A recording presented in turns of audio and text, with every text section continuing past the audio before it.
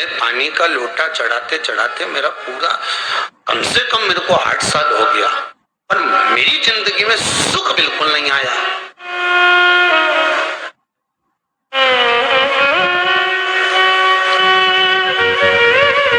हमने कहा तूने कैसे चढ़ाया, वो भी तो सुने। तो कैसे क्या, स्नान करा और मंदिर जाके लोटा चढ़ाया पानी का। अच्छा, अब मैंने कहा तू चुप रहे।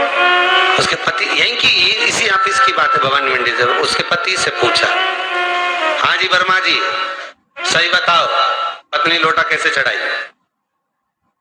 गुरुजी ना जाने कहां के महाराज के चक्कर में पड़ी, लोटा भर के पानी चढ़ाने जाए, नहाने के बाद बच्चा इतना सा रो रहा, चिल्ला रहा, पर उसको टच तक नहीं करे, किसी चीज के नहीं छुए, और बिल्कुल कोरी की कोरी साड़ी पहने, धुली हुई, पहले ही बाथरूम में टांग के धर दे, उसको कोई छू नहीं सकता, टाविल टच नहीं कर सकता, और ऐसी जाके शंकर जी के फिर लोटा चढ़ाए। मंदिर में अगर किसी ने छू लिया तो वापिस आ जाए, नहाए धोए फिर जाए। मैंने कहा बस अब तो तू ऐसी जिंदगी भर चढ़ाती रहे तो बोले ना काहे गई।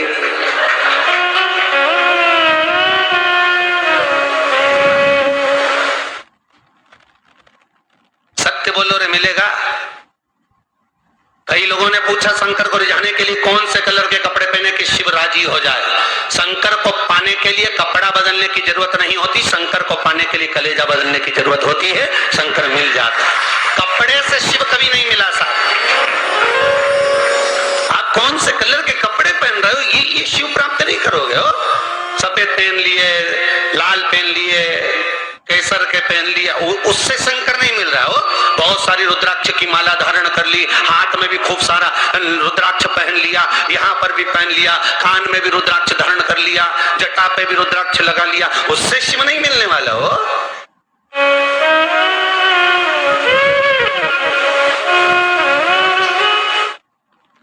अरे भाई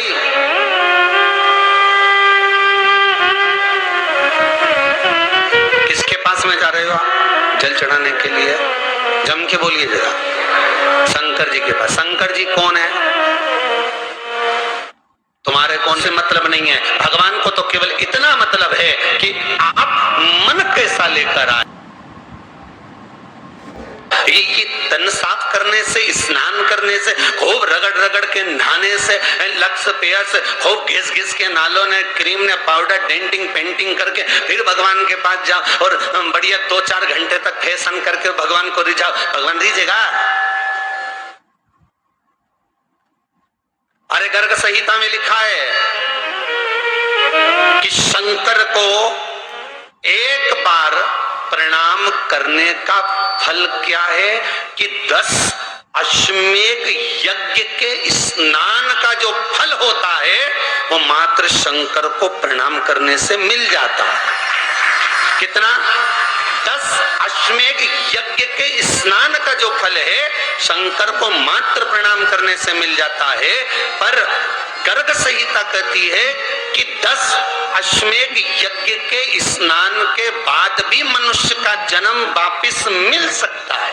मतलब वापिस तुम्हारा जन्म हो सकता है, किसी भी रूप में हो, जन्म हो सकता है। पर शिव पुराण कहती है, गर्ग संहिता कहती है, स्कंद पुराण कहती है, नर्मदा पुराण कहती है कि महाराज इतना जरूर है कि शिव को प्रणाम करने का फल उतना है कि 10 अश्वमेध यज्ञ के स्नान का फल मिल जाता है।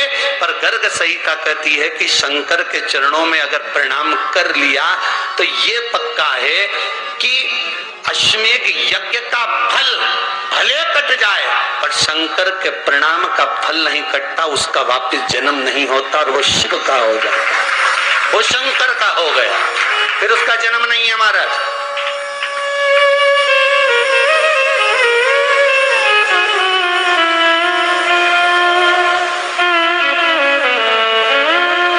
पति से कहा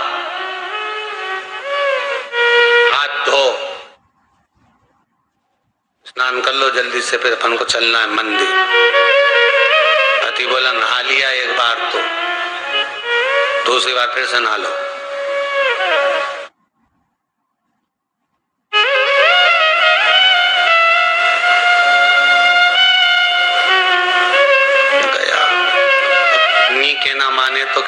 चंद्र घंटा से माथा पिड़ा, स्नान करा, फिर आया, चल पलंग पे काय को बैठ गए?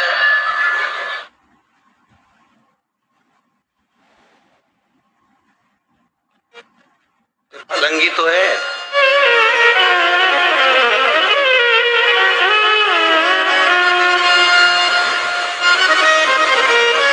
फिर सना गया,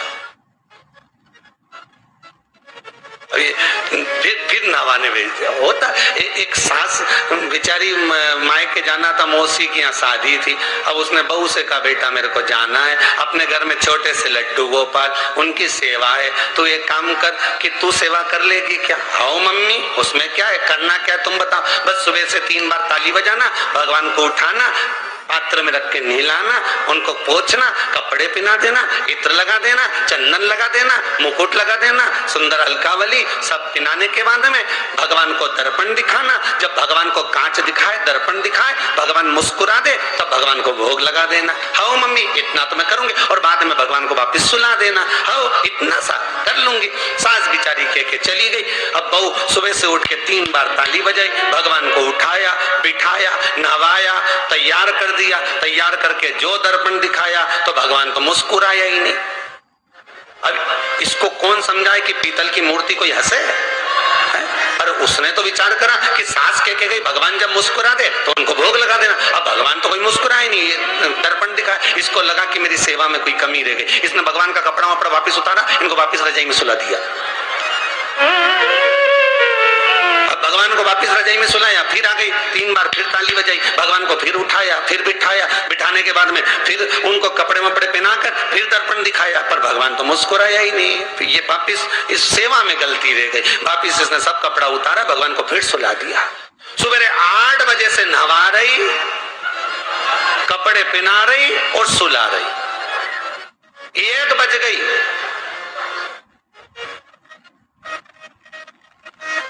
कुछ गलती रह गई होगी अपने सास के। अब की बार फिर भगवान को नहवाया। भगवान भी मन में सोचे नहवाई नहवा रही, खवा तो कछु ना रही। 28 बार नहवा दिया। इसके बाप का क्या जाए, 29 बार भी नहवा देगी। सर्दी होगी तो हमको होगी, इसका क्या जाए। नहवा ही रही है और खवाती कुछ नहीं, फिर सुला देती है, फिर ताली बजाए। अब क्या फिर आ गई और 29वीं बार फिर बैठ गई और फिर भगवान को नहवाया, कपड़े पहनाया और पहनाने के बाद भगवान का श्रृंगार करके जैसे ही दर्पण उठाया, उठा के जो भगवान को दिखाने लगी, भगवान ने मन में सोचा अब की बार तो हंसी दूंगा, चाहे कुछ भी हो जाए। और भगवान दोनों दांत दिखा दिए। जैसे ही भगवान ने दांत दिखाया, इसने दर्पण रखा और जल्दी से भोग लाई, भगवान के जिमाया। भगवान के जिमाया, जिमने के बाद भगवान को फिर वापस सुला दिया। अब ये सुबह से जैसे ही आए तो भगवान पहले ही मुस्कुरा के, क्योंकि भगवान को मालूम है नवाएगी 25 बार का मतलब उस सचन हंसी तो हंसने में क्या जाता, तो भगवान पहले से मुस्कुरा के बैठ जा। अब एक दिन सास आ गई, सास ने कहा बहू अब सेवा मैं कर लूंगी। आओ मम्मी कर लो। मम्मी सेवा करने बैठी, मम्मी ने भी स्नान कराया, श्रृंगार करा, कपड़े पहनाए, मुकुट लगाया। सब लगाने के बाद जैसे ही सास कांच दिखाने के लिए दर्पण को उठाई, इतने में से मूर्ति में से आवाज आई, दर्पण तो तेरी बहू दिखाएगी, उसको बुला दे, बहुत जोरदार दिखाएगी, वो दिखा सकती, तू वापिस धर दे दर्पण, तेरे बस का नहीं। भगवान को भी लगा कि भैया सामने, अब इसमें कोई दिखावा था क्या? प्रेम वात्सल्य था। भगवान भक्ति के बल पर ही था। फिर बैठ गए पलंग पे, नाव वापिस नाते नाते चले, मंदिर पहुंच गए और राम बेलपत्तर तो घर घर ही आई। जैसे ही बोली बेलपत्तर घर धरी आई, पति इसको घूर के देखा, 2 बार नवाया है और बेलपत्तर रखा ही घर। ये पति से कहती कि तुम लेने जाओ, उससे पति पहले ही बोल दिया था मेरा तो आज घुटना बहुत दुख रहा, बहुत घुटना दुख रहा।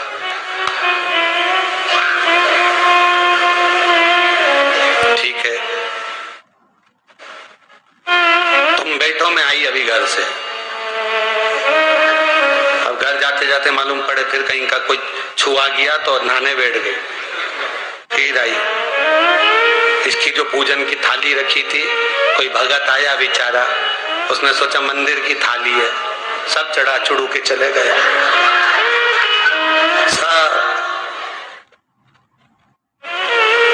पति से बोली तुमने अकेले ही पूजन कर ली, मैं तो करा ही नहीं। ये नंदी जहां बैठा उसके पास में बैठा, मैंने हाथ नहीं लगाया। तो ये सामान कौन चढ़ाया? इनकी आई थी, सब चढ़ाया। तो कि शर्म नहीं आई? बेलपत्तर तो था ही नहीं। तो क्या सियोर वाला महाराज की कथा सुनी थी, शंकर जी पे से उठा लिया, धो के चढ़ा के वो गई, वो चली।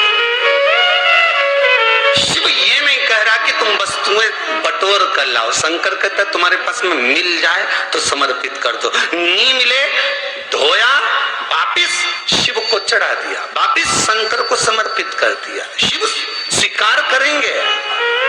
एक महीने तक भी एक बेलपत्र को धोकर शंकर को रोज चढ़ाते रहो तो भी शंकर स्वीकार करेंगे। उसमें भगवान ये नहीं सोचेंगे कि निर्माल्य है, स्वीकार करेंगे।